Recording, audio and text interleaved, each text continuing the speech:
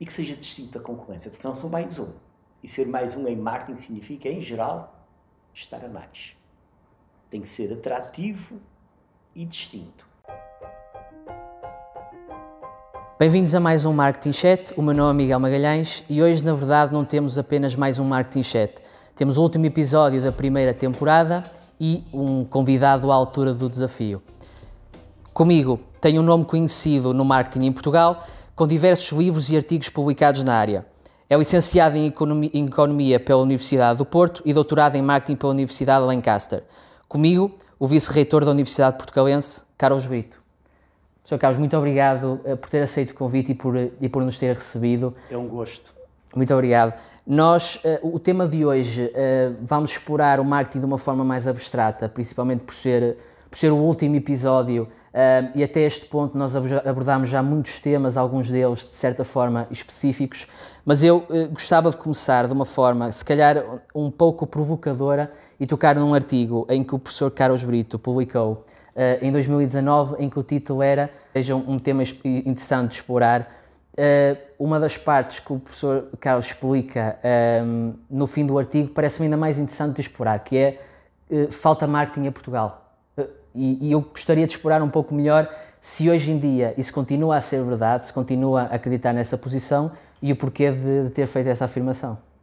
Bom, em relação à última afirmação que referiu, Miguel, eu não só acredito, mas eu até diria que, infelizmente ou felizmente para quem tem que trabalhar em marketing, ainda falta muito marketing. Nós, em Portugal, em geral, somos muito melhor do que aquilo que parecemos. E digo isto não só a nível de produtos, a nível de serviços, mas da própria imagem do país. O país vale mais do que a imagem que tem. E é por isso que eu digo que, em geral, claro que há exceções, mas em geral, nós temos uma necessidade enorme de marketing. No entanto, já agora pego até um pouco antes na questão da inovação. Porque vamos lá ver, o que é inovar? Inovar é criar valor com base em novas soluções. Não é só criar uma coisa nova. Criar algo de novo, seja um produto, seja um processo, o que for, isso chama-se inventar. Para haver inovação, tem de haver criação de valor. Que pode ser valor económico, mas também pode ser valor social, valor cultural, o que quer que seja. Mas tem de haver criação de valor. E onde é que se cria o valor? O valor cria-se no mercado. É por isso que não há inovação sem marketing. Ou até, se quiser, se eu não tiver um marketing a suportar processos de inovação, a criação de valor ficará sempre aquém daquilo que se poderia conseguir com um bom marketing. E quando digo um bom marketing, não significa de maneira nenhuma gastar muito dinheiro em marketing. Significa um marketing adequado para, se quiser, o desenvolvimento de uma proposta de valor que seja diferenciada e atrativa. Se isto for feito com profissionalismo, aí eu consigo criar valor. E isto é tão verdade para startups, como é verdade para setores mais tradicionais. Por exemplo, onde eu estou muito envolvido, que é a área dos vinhos, precisa enormemente de marketing. Tem-se dado um salto muito grande, deu-se um salto muito grande nos últimos 15 ou 20 anos, mas com um marketing adequado ainda se consegue valorizar mais o produto. E isto é assim em geral em Portugal. Então precisamos de criar valor em Portugal, criar mais valor para o país? Precisamos de criar mais valor com base nos produtos e nos serviços que o país cria e comercializa. E dessa forma nós vamos conseguir, se quiser, criar mais riqueza, que em última instância se traduz numa coisa muito simples. Um PIB mais elevado. Posso lhe dar um exemplo, excelente exemplo disto. Itália. Itália é muito boa a criar valor. Tem ótimas indústrias, mas depois também tem uma capacidade, já de há longos anos, de criar valor com design, com marcas, que é uma coisa que nos falta em Portugal. Se pensarmos, por exemplo, quais são grandes marcas internacionais em Portugal, contam-se pelos dedos de uma mão. É isso que nos falta. Porque é aí que se cria valor. Os produtos, em geral, até são bons. Falta é que haja uma percepção da qualidade correspondente àquilo que é a sua qualidade técnica efetiva. E qual é o maior problema nesta falta de criação ou nesta falha da criação de valor? Estamos a falar de, por exemplo, deu o exemplo de termos poucas empresas que nós considerássemos como empresas grandes, de renome internacional, mas isto tem só que ver com essas empresas, tem que ver com as PMEs, tem que ver por sermos um país pequeno, tem que ver com o mindset. O que é que nos falta? Com o facto de ser país pequeno, não tenho certeza. Primeiro porque não somos país pequeno. Portugal tem 10 milhões de habitantes. Se eu vir dentro dos países da Europa, por exemplo, e olhar para a população, que é provavelmente o principal indicador de dimensão, poderia também olhar para o território, em 52 países da Europa, não estou a falar da União Europeia, estou a falar da Europa, somos o 16º em população. Dizer que somos pequeno é forçado. A dimensão não justifica. Exato. Se pegarmos nos países do mundo, que são cerca de 200, estamos mais ou menos na 80ª posição em termos de população, ou seja, estamos na parte de cima da tabela. Portanto, isto é interessante então porque esta narrativa ou este argumento de somos um país pequeno, por isso, e se calhar justifica mais a mentalidade de pequeno do que a dimensão. Exato. Nós dizemos duas coisas que são grandes falsidades. Somos pequenos e somos pobres. É falso uma e outra. Claro, se eu me comparar com os mais ricos, somos pobres. Claro. Mas se me comparar com a generalidade dos países do mundo, nós estamos num clube de ricos, que é preciso que se diga. Somos dos mais remediados dentro do clube. Sim, e penso que a comparação dentro do contexto europeu terá mais propósito que propriamente mundialmente. Agora é verdade. Nós temos fundamentalmente uma mentalidade pequena e uma mentalidade pobre. E isso é o primeiro obstáculo para nós sermos capazes de valorizar devidamente aquilo que fazemos. A começar por nós. Vou-lhe dizer uma coisa. O sítio onde eu ouço dizer melhor de Portugal, ou os sítios, não é em Portugal. É lá Sabe fora? onde é? É lá fora. É lá fora. Porque nós temos uma falta de, eu diria, de brio naquilo que fazemos. Somos demasiado modestos. Não acreditamos em quem? Em nós próprios. Ou se quiser, achamos que valemos menos do que aquilo que valemos. E isto é desde logo um obstáculo. Há países em que é exatamente ao contrário. Pensam que valem mais do que aquilo que valem. E essa falta de mentalidade, essa fraca mentalidade, leva também a aceitarmos coisas que se calhar não deviam acontecer. No caso do marketing, principalmente, a tal questão de nós não estarmos a criar valor, não conseguirmos maximizar muitos setores, muitas empresas, muitos produtos e serviços que temos de bons, e mesmo a nível de outras áreas que não só de marketing vemos isso. Sim, absolutamente, Miguel. Isto é assim. Em primeiro lugar, é uma questão de mindset. Depois, é uma questão de ter as competências necessárias. E devo dizer, nós temos excelentes profissionais de marketing. Temos excelentes escolas de marketing. Aquilo que é preciso é que, do lado das empresas, até diria, do lado das organizações em geral, haja a percepção de que é necessário marketing. Porquê é que eu corrijo e digo organizações e não digo empresas? Porque as próprias universidades, em geral, têm falta de marketing em Portugal. Tem, exatamente.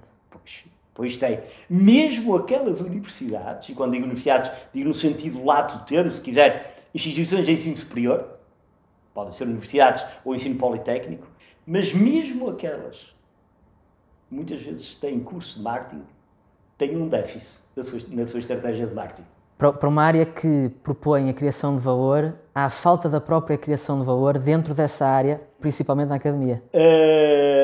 A academia em Portugal, em geral, é muito boa. O nosso nível de ensino superior é melhor do que a média do país. Se olharmos, por exemplo, para os rankings do World Economic Forum, em que eles estabelecem o ranking da competitividade dos países, de acordo com uma série de indicadores, o indicador relativo à produção de ciência e ao ensino superior é melhor do que o indicador global para o país. O que significa que o nosso posicionamento, que anda aí na 30ª qualquer coisa posição, não é por causa do ensino superior que está aí, porque se fosse só por isso seria melhor. E, portanto, nós temos excelentes universidades, quer públicas, quer privadas, excelentes politécnicos, quer públicos, quer privados, falta-lhes também marketing. Até para uma coisa, ou melhor, até para 3 coisas. Primeiro, para atrair estudantes estrangeiros. Nós precisamos enormemente, até, nomeadamente, devido à questão demográfica em Portugal. Portanto, que haverá cada vez menos estudantes portugueses, enfim, no ensino superior, embora se pretenda que haja uma proporção da população maior. Mas a questão demográfica é um desafio enorme. Há instituições de ensino superior a trabalhar muito bem nessa área, mas falta-nos isso. Outra coisa, precisamos de marketing para valorizar a investigação em processos de criação de valor e de inovação que passem para o mercado. E depois precisamos de marketing para nos relacionarmos com o tecido empresarial. Falta-nos muito marketing, até porque o marketing não é, e vocês sabem disso, não é só publicidade. É muito mais do que isso. Admito que muitas das pessoas que estejam a visualizar e a ver esta nossa conversa, se eventualmente não forem especialistas em marketing, quando fala em marketing, do que é que ele está a falar? Está a falar de publicidade? Não. O Carlos Brito não está a falar de publicidade. Começa pelo seguinte: o marketing começa por compreender o mercado. Tenho que perceber quais são os meus clientes. E nem sempre há essa noção. Quem são os meus clientes? O que é que eles querem? O que é que eles valorizam? Quem são os meus concorrentes?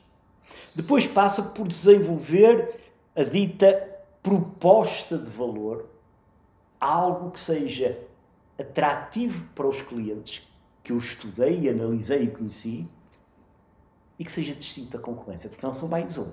E ser mais um em marketing significa, em geral, estar a mais. Tem que ser atrativo e distinto. E depois operacionalizar isto através daquilo que geralmente se chama as grandes variáveis do marketing, que é com um produto/serviço adequado. E quando falo em produto/serviço, falo não só no produto, se estiver a pensar em aspectos tangíveis, no produto, na embalagem, na rotulagem, tudo isso é preciso saber comunicar, promover, em que a publicidade é apenas uma das ferramentas e não a ferramenta. Ainda por cima, hoje, com o mundo, com a digitalização da economia e da sociedade, há cada vez mais meios alternativos para a publicidade tradicional. Tenho que saber distribuir, fazer chegar o meu produto ou serviço ao cliente e depois tenho que praticar um preço que crie valor para o cliente e para a empresa. A publicidade é só uma pequena folha de todo este processo. Queria aproveitar isso então e colocar-lhe aqui um cenário, uma forma de ver tudo o que o Carlos Brito falou e ver se concorda comigo naquilo que eu vou dizer. No fundo, o Carlos Brito retratou aqui 3 fases essenciais que nós próprios costumamos muito mencionar. Uma primeira parte, a questão da análise. Estamos a falar aqui da questão que falou, por exemplo, de conhecermos os nossos clientes, aquilo que eles procuram, os nossos concorrentes e os próprios indicadores de mercado. Sabemos se são favoráveis, se não são, se a nossa categoria está a descer, está a crescer.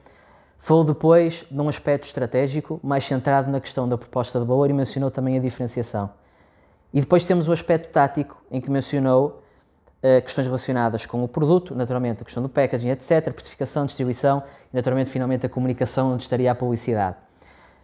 Portanto, estamos de acordo que no fundo retratou aqui três aspectos essenciais e eu gostaria então de lhe perguntar, dentro destes 3, o que é que mais falta em Portugal?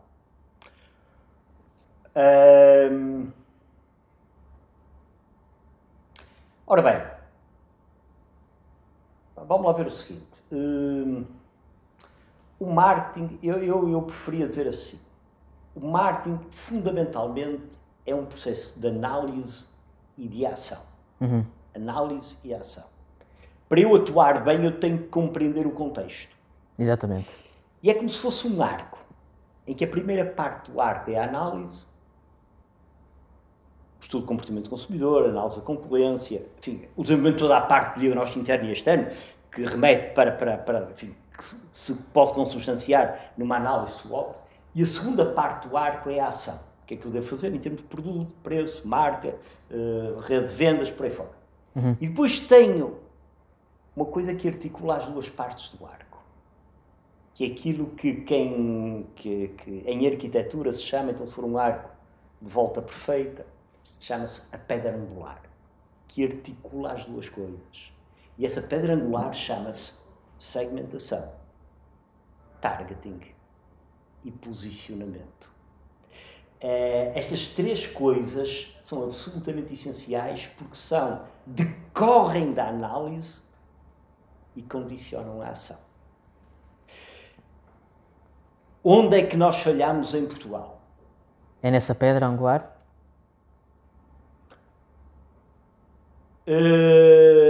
É nessa pedra angular e, por outro lado, eu diria porque também falhamos na análise. Ou seja, partimos para a ação com base em decisões que nem sempre são bem fundamentadas. E é aqui que perdemos o valor que podíamos estar a acrescentar. Porque se eu estiver a desenvolver um produto para um cliente que não conheço bem, arrisco-me a desenvolver algo que não é exatamente aquilo que ele quer, o que significa que vou ter de gastar mais em comunicação para o convencer a comprar uma coisa que eventualmente não quer.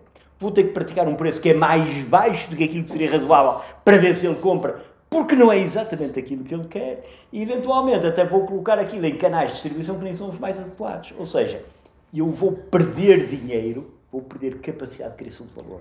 O Carlos Brito acabou de diagnosticar, diria eu, 80% dos cenários em empresas que têm o problema de perceber porque é que a criação não está a ser bem criada, entregue e comunicada. E passam para a parte da comunicação de baixar os preços, etc., como mencionou. Porque depois é esse nível que paga a fatura. Pois é. Pratica o preço mais baixo e gasta mais em comunicação.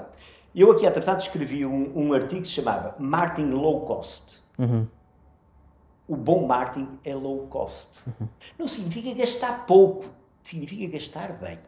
Porque a pior coisa que acontece em marketing não é saber se gasta 100, 1000 ou 1 milhão. É gastar dinheiro mal gasto.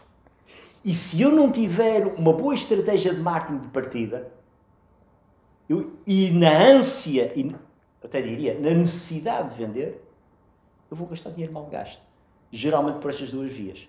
Baixar preços e gastar mais em comunicação do que aquilo que era necessário. Isso é interessante porque levanta aqui outra questão.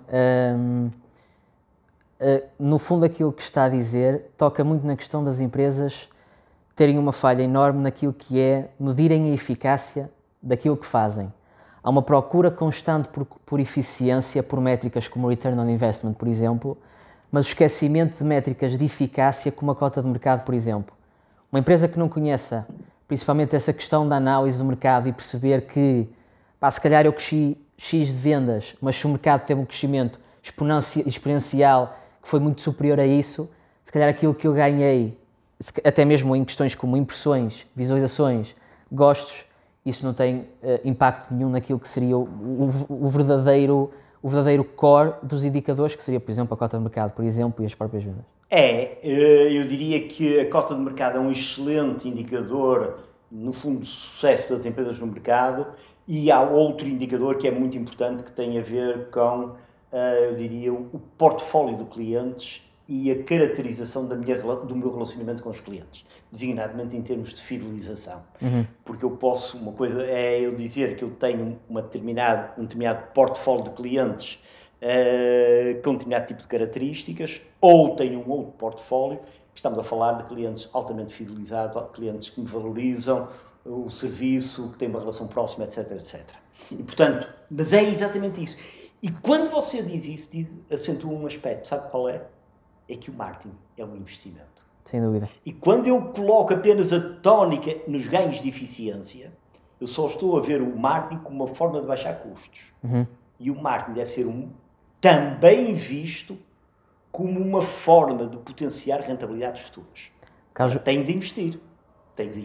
Carlos Brito, de certa forma, um evangelista a mentalidade do Peter Drucker, tanto a nível de inovação como de marketing, investimentos muito fortes e que, de certa forma, são os principais investimentos que uma empresa deveria ter. Não tenho dúvidas que sim.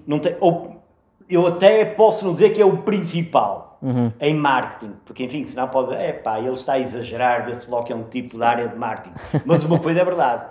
é um dos mais importantes. Sem dúvida. Mas também lhe digo uma coisa, é daqueles em que é mais fácil cortar. Pois é.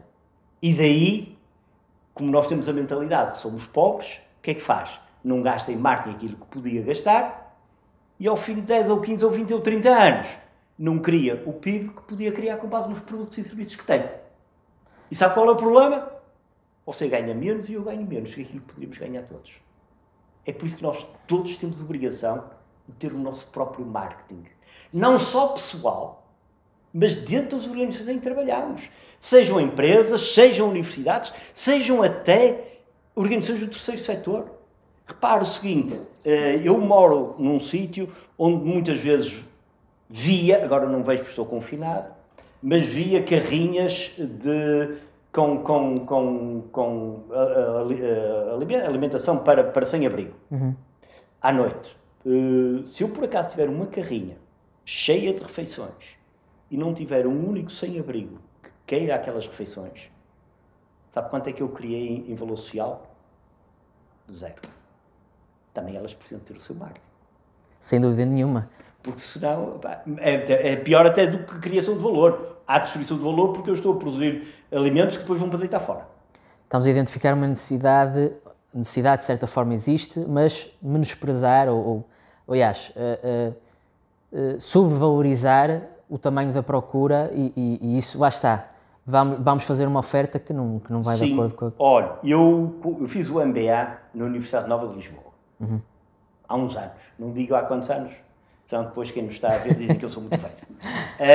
E tive um professor absolutamente marcante. Professor da Universidade de Colômbia, em Nova Iorque, que era o professor John O'Shaughnessy. E ele dizia uma coisa. Na vida tudo é persuasão. Longe de mim dizer que nós devemos, enfim, tornar a vida chata e andarmos aqui todos a enganar-nos uns aos outros. Até porque marketing não tem a ver com enganar. Mas não quer dizer, temos que ter todos uma estratégia de marketing. Mas uma coisa é verdade. Na nossa vida, aquilo que fazemos de manhã à noite é transmitir sinais. É dar indicações daquilo que somos. Eventualmente eu estou aqui a falar consigo. Hoje à noite, se os estádios de futebol estivessem abertos, às tantas eu ia ao futebol. E digo-lhe uma coisa. O meu marketing era diferente daquele que estou aqui a ter consigo. Porque estava no futebol e tinha uma atuação diferente. Tinha um posicionamento distinto. E quando estou em casa com a família, volto a ter um posicionamento distinto. Isto não significa que eu seja bipolar ou tripolar. Significa só que qualquer um de nós tenta persuadir os outros de acordo com o seu ambiente. Se quiser, de acordo com os clientes que tem à frente e transmitir-lhes sinais. É isto que nos falta. É isto que nos falta. Não é dizer, todos temos que ter um curso de marketing. Não, nada disso. Mas não tenho dúvidas. Na vida tudo é persuasão.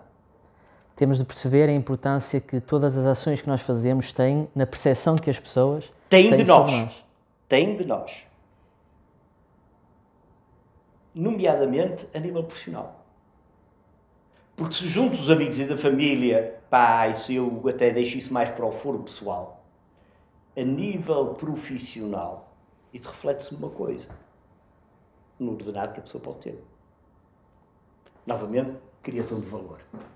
E é interessante porque estas questões da persuasão tocam num tópico que eu também sei que o Carlos Brito escreveu recentemente, que tem a ver com falhas de comunicação por parte do governo e a falta de percepção que isto cria nas pessoas de como é que está a situação, como é que nós devemos agir, o que é que nós devemos fazer. Sim, eu falei nisso há relativamente pouco tempo. De facto, esta pandemia, ninguém imaginou que ela pudesse ocorrer. É uma situação extremamente complicada para todos, a começar para aqueles que têm por missão governar o país. Portanto, eu não gostaria de estar na pele do Primeiro-Ministro, nem da Ministra da Saúde. Que fique bem assente. É uma tarefa extremamente complexa, complicada, exigente. Já vai fazer um ano que estamos nisto. Exato. Pronto. Portanto, dito isto, senão pode... ele diz isto porque está aqui sentado a falar nas calmas. Mas dito isto, tem havido falhas de comunicação. Tem. E é isto, só, desculpe, Carlos, isto é que é importante nós também mencionarmos que, embora isto seja algo importante, o mindset que nós temos menospreza a situação em que nós estamos em muitos pontos. O que faz, e eu percebo perfeitamente esse parênteses que fez, mas também muito importante termos esta noção de que é preciso percebermos a situação em que estamos para assumirmos os problemas que temos, percebermos precisamente os problemas que temos para depois partirmos para as soluções. Eu percebo perfeitamente o parênteses que fez. É preciso comunicar claro e comunicar sempre a mesma coisa. E eu não garanto que o governo tenha sido claro e que tenha comunicado sempre a mesma coisa. Dir-me-á assim, mas a situação hoje é muito diferente daquela que ocorreu em março. Mas é que eu não estou a falar de hoje para março. Estou a falar de hoje para a semana passada. Exatamente. E aí nem sempre o conteúdo é o mesmo. Basta ver aquilo que se passou, por exemplo, com as aulas e a paragem de interrupção letiva, em que toda a gente ouviu determinado tipo de conteúdo que foi passado por responsáveis governamentais deste país. Passados 8 dias estavam a dizer que não tinham dito aquilo. É conteúdo e forma. Desde já... Não é fácil, mas a questão é que porque aqui Miguel, o desafio aqui não é ter um primeiro-ministro ou uma ministra da saúde ou uma diretora-geral de saúde que são especialistas em comunicação. Então há que pôr especialistas a comunicarem bem. Exatamente. E dar-lhes, porque é para isso que eles são pagos. E há gente que sabe comunicar bem. E depois, os responsáveis governamentais, pontualmente, vêm a público dar a sua cara e calcionar. Mas uma coisa é verdade, tem que ter profissionalismo. E aquilo que se tem parecido é que há muito amadorismo. Parece-me a mim, que sou especialista, ou não especialista, o que é que parece? Que anda tudo em roda livre. Exato. E no meio disto tudo, também mudando um pouco de assunto para também não tocar muito especificamente na parte política, mas estava agora a pensar na questão que Carlos Brito mencionou de nós menosprezarmos certas coisas ou de certa forma, não digo menosprezar, mas a percepção que nós temos de próprio Portugal, a percepção que nós temos das empresas, etc., que acaba por ser mau para nós, mas há certas coisas em Portugal que nós temos muito boas e que se nota que a percepção que nós temos delas é boas e nós somos reconhecidos também por elas. Estou a falar, por exemplo, a nível do turismo. Temos estado muito bem aí. As próprias pessoas aí admitem, sim, nós temos um país lindo, temos um país muito bom para viver. E aí vemos a tal relação, uma percepção positiva, e aí já não estamos a menosprezar o país. E por essa questão, essa confiança, essa mensagem que passamos, somos muito bons aí, o que não se verifica no resto, como mencionou. Sendo então, fazendo agora aqui o contraste tanto aquilo que é o turismo, que é um exemplo perfeito de algo que fazemos bom, para algo que não seja tão bom, em Portugal, faltando marketing, faltando a criação de valor, onde é que diria que nós estamos pior, principalmente aquilo que acredita que tem mais potencial, mas não estamos a criar e a promover e a entregar valor suficiente? Olha, uma área onde eu acho que falta marketing é na indústria. E designadamente em produtos com uma componente tecnológica maior. Precisamos, porque a capacidade para criar valor aí é muito grande. E falta-nos isso. Portanto, tudo aquilo que tem a ver com metalomecânica e depois tudo aquilo que tem a ver com a parte eletrónica, etc., nós poderíamos criar muito mais valor. Portanto, se quiser, e separando entre serviços e produtos, eu acho que estamos melhor nos serviços do que nos produtos. Porque mesmo pegando nos serviços financeiros, serviços de telecomunicações, tem-se feito um bom trabalho, em geral. O turismo, que falou, enfim, agora o turismo está a passar um péssimo bocado, mas dadas as circunstâncias, mas a verdade é que fez um excelente trabalho. Onde é que falta? Na indústria, como lhe digo, nesses produtos mais industriais, mais tecnológicos, e há outra área onde também falta. Onde, às vezes há algumas boas exceções, que é nos produtos tradicionais. Porque muitas vezes os produtos tradicionais apostam no seu tradicionalismo. E isso está-se desde logo a perder. Porque o grande desafio é juntar tradição com inovação. Porque tradição não significa tradicionalismo. Se nós pegarmos, por exemplo, no caso de algumas marcas tradicionais, como o licor Beirão, os sabonetes da Aque Brito, nós vemos o que é juntar tradição e inovação com alta criação de valor. Vou-lhe dar até um outro exemplo. Livraria Lelo. Precisamos de mais exemplos destes. De pegar em setores tradicionais e inovarmos. Muitas vezes alterando o próprio modelo de negócio.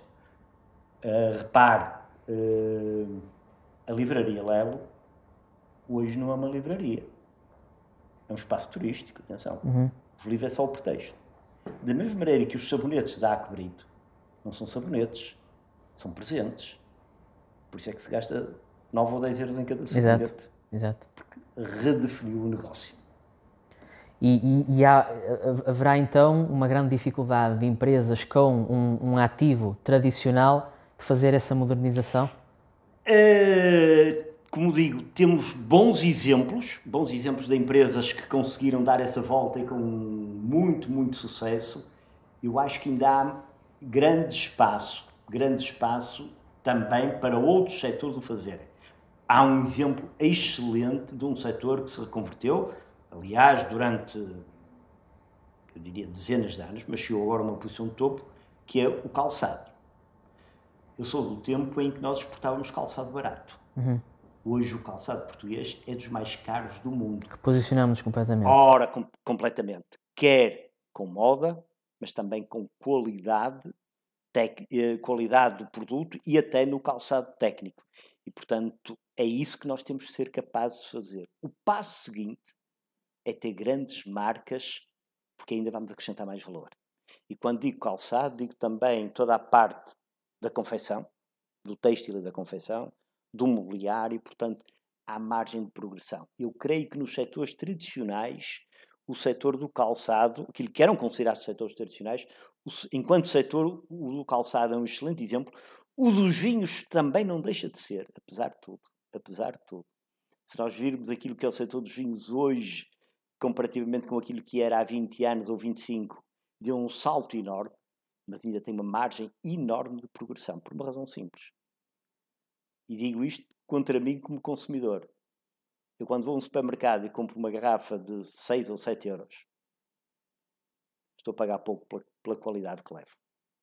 Como consumidor fico satisfeito. Mas como especialista em marketing, eu digo, esta empresa está a perder dinheiro.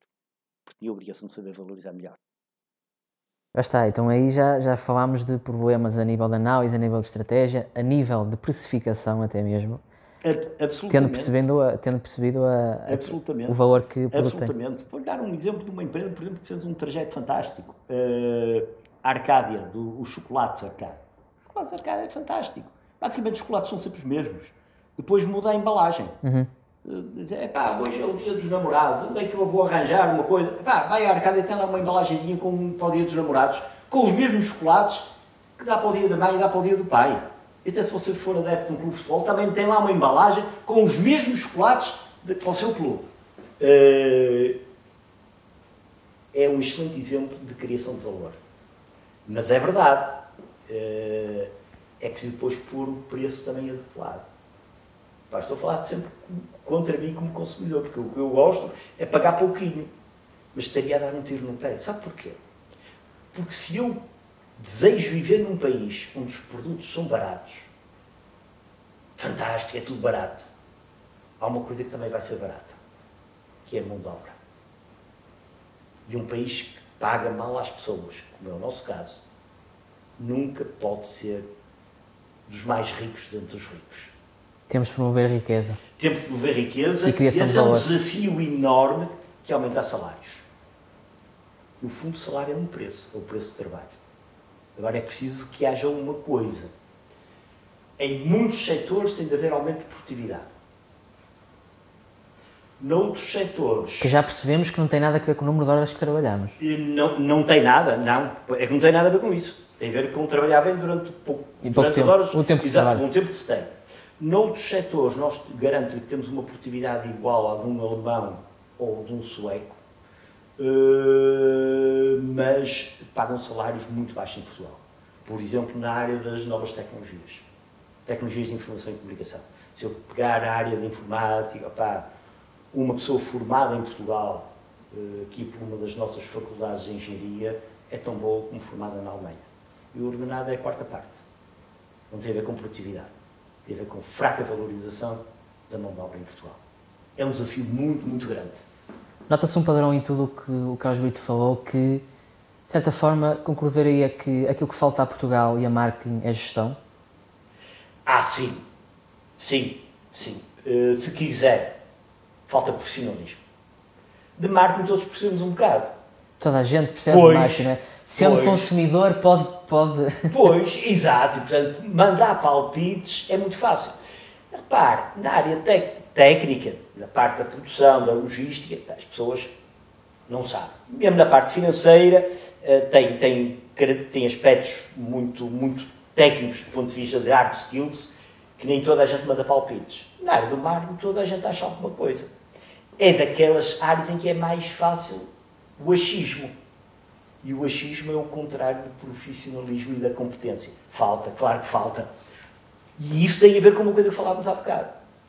É que numa altura de cortar, eu corto no meu marketeer. Porque eu acho que resolvo o problema sozinho. Eu resolvo mal. E resolvendo mal, não vou criar valor, vou dar menos lucros, vou pagar menos impostos, vou pagar menos aos reformados e menos aos meus empregados. Sabe onde é que ficamos? Como um país dos mais pobres entre os ricos. Porque aquilo que nós não queremos é passar dos mais ricos entre os pobres.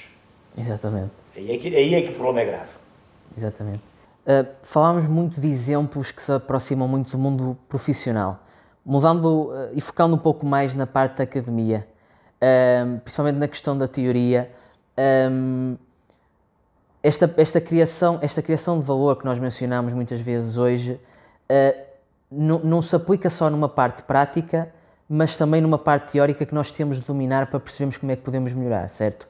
Como é que nós em Portugal acabamos por, de certa forma, os teóricos criticar a prática criticar a teoria. Neste contexto, o que é que acredita em que nós podemos melhorar? O que é que nós podemos melhorar nesta dinâmica entre teoria e prática? Eu vou talvez, para responder à sua questão, eu vou focar na área das ciências empresariais, da gestão, portanto, e depois um enfoque em particular no marketing. Muitas vezes a teoria e a prática andam dissociadas. Isso vê-se nomeadamente nos estudantes. Ao fim, são capazes de ir frequentar um curso, ao fim de 6 meses, dos primeiros 6 meses, dizem que o curso é teórico.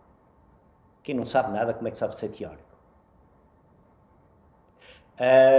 Eu era capaz de dizer o seguinte: se não fosse a teoria, como é que era possível ter feito o carro em que eu vim aqui para a universidade? Há certeza que não era um artesão que o fazia. Portanto, ter uma boa base teórica, conceptual, é fundamental para, na área da gestão e em particular no marketing, ter capacidade para compreender as situações, decidir bem e ser capaz de atuar ainda melhor. Se lhe faltar esse quadro teórico, porque na área da gestão um quadro teórico fundamentalmente é um conjunto de ferramentas. Se lhe faltarem essas ferramentas, os profissionais e as empresas vão compreender pior as situações, vão decidir pior e vão atuar pior. É por isso que as duas coisas têm que ser complementadas. Eu não posso ter cursos só teóricos, mas também não posso ter cursos só práticos. E às vezes essa é uma crítica muito injusta. Diz, os cursos são muito teóricos.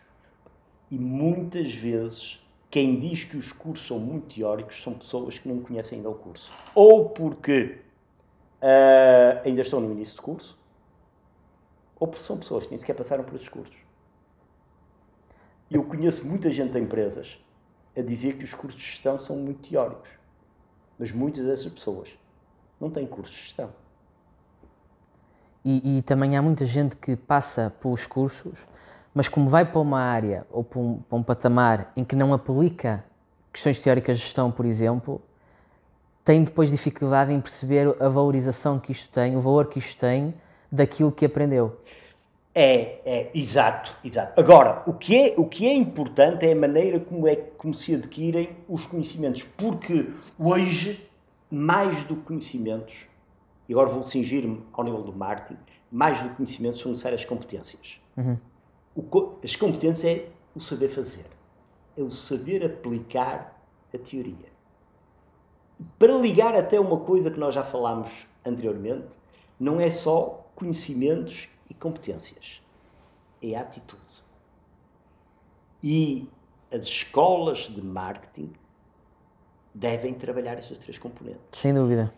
Saber passar conhecimentos para os seus alunos, saber criar e desenvolver competências, o saber fazer, mas depois o saber estar e o saber ser também é fundamental. E não é muito fácil. As grandes escolas de marketing, fundamentalmente, são aquelas que trabalham a atitude. Porque os conhecimentos estão todos na internet. Com o Google resolve o problema. Sem dúvida. Eu diria, nós notamos muito isto porque na base estamos muito próximos daquilo que é o desenvolvimento de estudantes e nós notamos uma diferença muito grande entre aqueles que só vão pelo caminho da teoria e aqueles que aprendem, aplicam e utilizam o que aprenderam ao aplicar para melhorar aquilo que já conhecem de teoria. Essa é, sem dúvida nenhuma, a forma ideal para aprender uma área como o marketing. E nós notamos uma diferença descomunal entre quem faz isto e quem não faz. E o que é que leva a isto de utilizar a prática e a teoria? A tal questão da atitude, a tal questão de fazer o extra mile.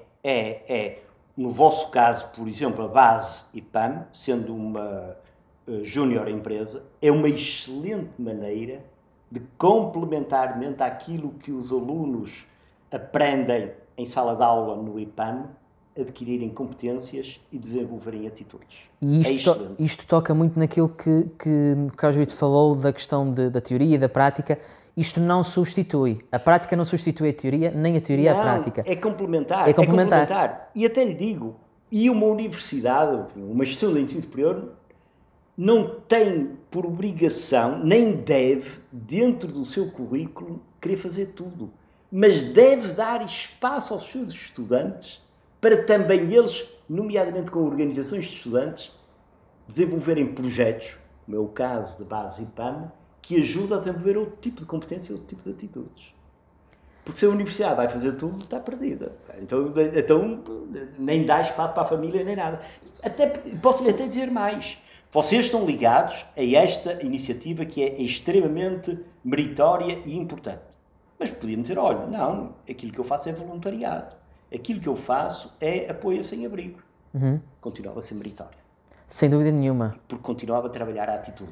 E, felizmente, os empregadores hoje dão cada vez mais valor a essa vertente. E nós notamos aqui um espaço que seria um espaço dentro do âmbito social na mesma, que é o desenvolvimento jovem, que é isso que nós defendemos. Nós costumamos às vezes até brincar, eu dizia muito a pessoal da base quando se escolhia parcerias, nós dizíamos sempre, dentro do âmbito social, embora tenha muito mérito apoiar questões como o cancro da mama, por exemplo, esse não é o nosso espaço daquilo que nós fazemos. Nós temos de ser fiéis àquilo que nós fazemos e aquilo que nós fazemos é o desenvolvimento jovem.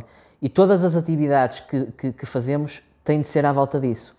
E aquilo que nós promovemos, e eu acho que dentro da academia também é muito importante, é uma aproximação dos alumni. Ou seja, pessoas que já vão para o mercado de trabalho e ajudam a desenvolver esta vertente. E aí está a tal questão de ajudarem, dentro daquilo que são pessoas que estão na teoria, a perceberem melhor a prática.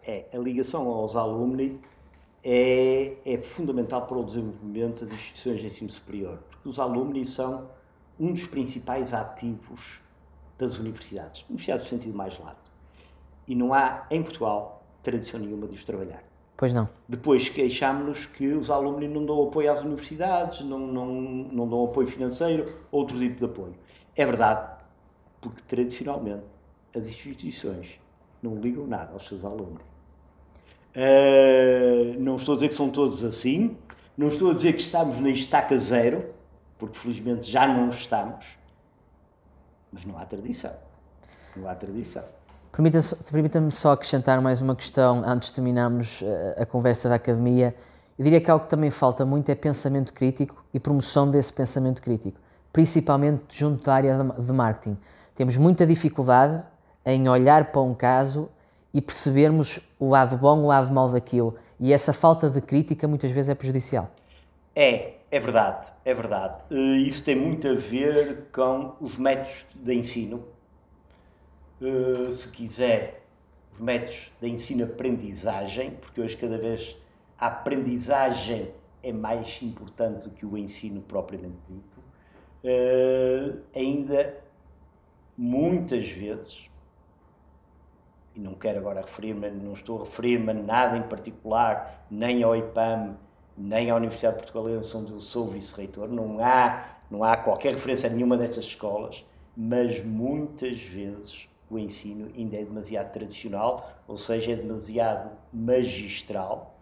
Há o pressuposto de que o professor é o detentor do conhecimento e os alunos têm uma mentalidade que é mais ou menos como um mata-borrão, uma coisa que absorve o conhecimento e fica lá dentro. Isto, uma coisa eu lhe garanto, nem o conhecimento fica, porque fica colado como se fosse um post-it, rapidamente vai cair. E depois é tudo menos crítico. E qual é o problema de não ser crítico? É que quando esse estudante for colocado perante um desafio na prática, há uma coisa que ele não aprendeu. Foi a pensar. Quando muito aprendeu a decorar, mas não aprendeu a pensar.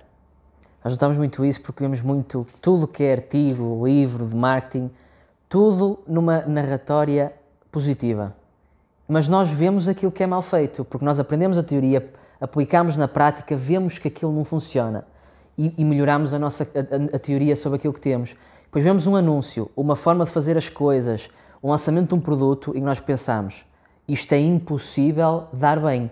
Alguém aqui errou muito, mas nunca há essa reta. Esse é um aspecto que está a referir que é muito vulgar na área de marketing utilizarem-se exemplos, casos, para ajudar nesse processo de ensino-aprendizagem. Na grande maioria das situações, os casos são de sucesso. Pois é.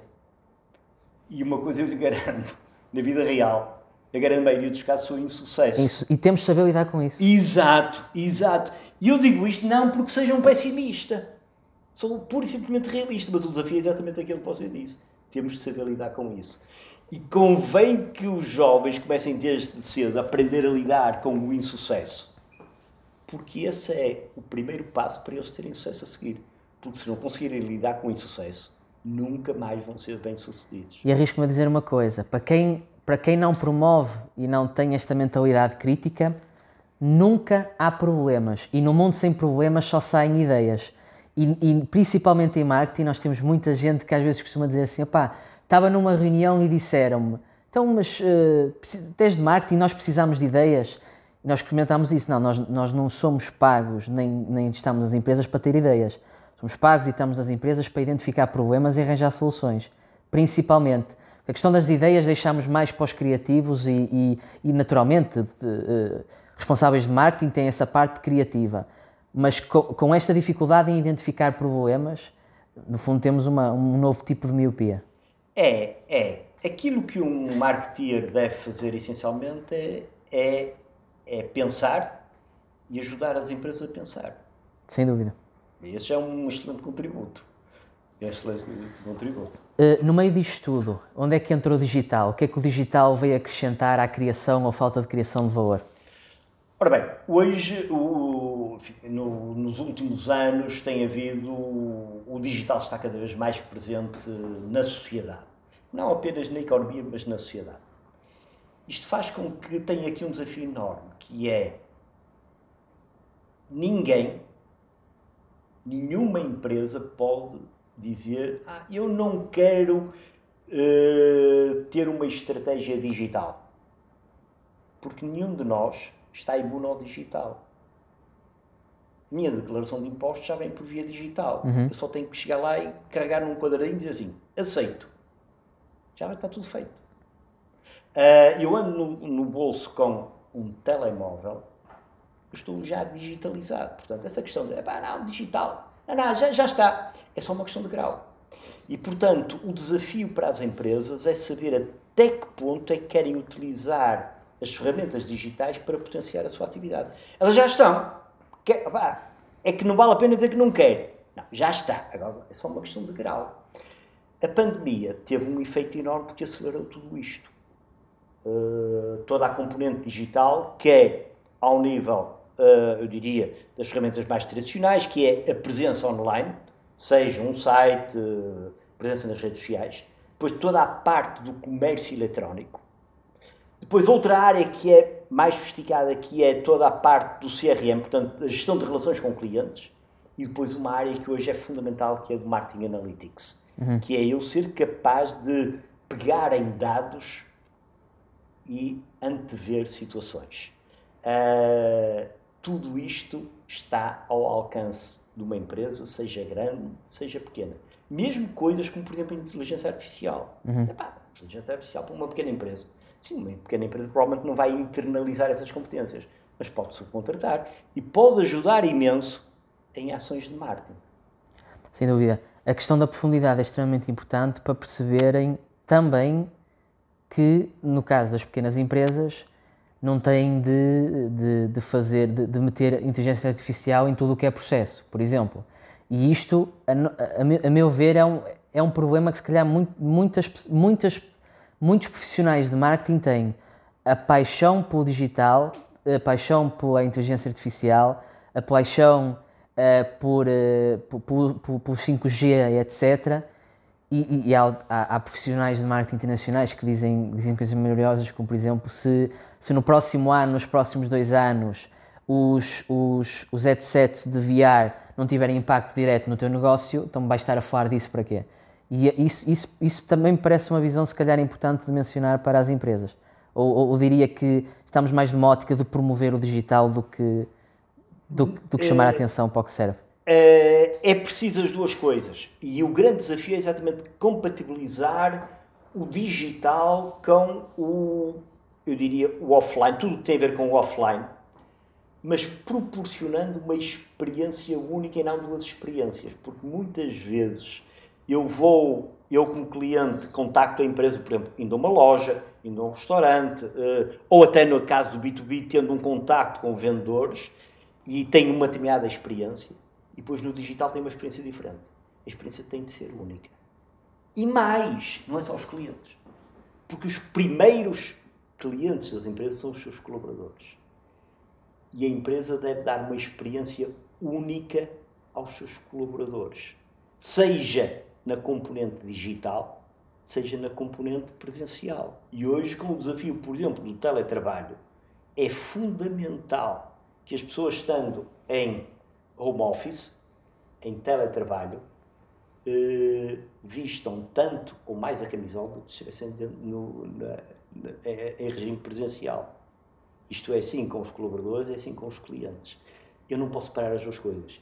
E, de facto, muitas vezes aquilo que se ouve é gente muito fã do digital a dizer que o digital vai absorver tudo, mas também depois se vê o reverso, dizer, não, o digital isto é só uma pequena parte, porque tecnologia sempre houve, agora estamos a falar do digital, mas já houve a altura que eram os telefones, eu era o telégrafo, etc. Verdadeiramente tecnologia sempre houve. A tecnologia sempre houve. Hoje é uma tecnologia digital, mas tecnologia sempre houve. E, portanto, também há gente que menospreza isto e diz assim, não, a tecnologia sempre houve. O importante não é a tecnologia, é outra parte. Mas hoje, com as ferramentas tecnológicas que temos, eu diria, é importante as duas. E o grande desafio é fazer a interface entre as duas. Professor Carlos, agradeço-lhe imenso. Eu pedia-lhe só então, antes de terminarmos, já tocámos aqui em algumas questões, mas dada a situação atual que estamos, o que é que diria que as pessoas podem fazer neste momento para criar valor para os seus negócios, para os seus empregos, para os seus estudos? Qual seria a dica que deixaria para as pessoas que nos estão a ouvir? Leiam o livro O Príncipezinho do Saint-Exupéry. É um dos mais fantásticos livros de marketing. Primeiro, porque não fala de marketing, que é bom. Que é muito bom. Depois, porque põe as pessoas a sonhar. E não há um bom marketeer que não sonhe. E uma coisa é verdade. Depois de tudo isto passar, aquilo que nós chamamos o novo normal nunca vai ser igual ao velho normal. Deus queira que não seja. Porque senão passávamos por tudo isto e isto não servia para nada. É bom que não seja. E é importante que qualquer um de nós sonhe com um novo mundo. Que nenhum de nós sabe exatamente como vai ser. Mas vai ser diferente daquilo que temos. E daquilo que tínhamos há um ano atrás. Leiam O Príncipezinho. Para aprenderem a sonhar. Mais uma vez, muito obrigado, professor Carlos Brito. Obrigado também a todos os ouvintes. Este, como sabem, foi o último episódio da primeira temporada. Em nome próprio, em nome da base, agradeço todo o excelente feedback que nos foram dando, o acompanhamento que nos deram e fiquem aí para a próxima temporada. Um grande abraço.